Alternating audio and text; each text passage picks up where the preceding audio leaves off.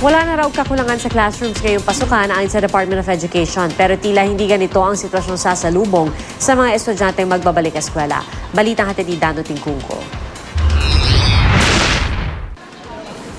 Patapos na ang Brigada Eskwela pero sa Batasan Hills National High School, ang problema sa kakulangan sa classroom ang muling sasalubong sa mga estudyante.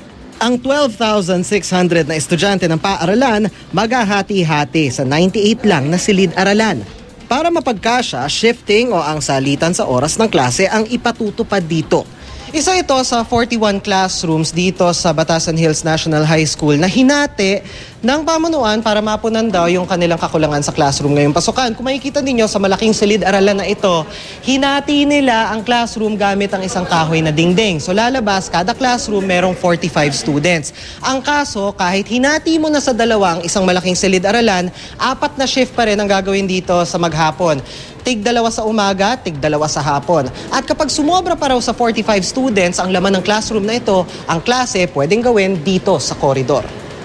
Pero git ng DepEd, walang kakulangan sa classroom ngayong school year. Bago para matapos ang taong 2013, mahigit 66,800 na classrooms ang naitayo.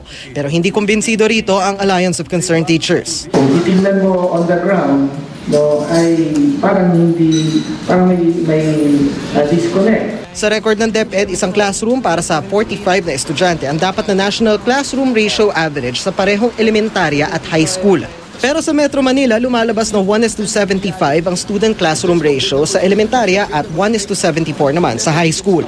There are no buildable space. Maski yung po ang ulo natin lahat dito, wala ko tayong magagawa dahil hindi nga po tayo makapagpatayo ng silid-aralan. Kaya patuloy ang DepEd sa pagpapatupad ng Open High School System o home study. Gayon din ang in-school, out-school approach na halinhinan sa home study at classroom ang mga estudyante kada linggo. Kausap na raw ng DepEd ang mga lokal na pamahalaan at DENR sa paghahanap ng mga bagong lote para sa mga bagong paaralan. Hindi raw kasi posible ang simpleng pagpapataas lang sa mga gusali ng paaralan, lalo't ang karaniwang pundasyon ng mga ito pang hanggang 2 palapag lang. Dano Tingkungko, GMA News.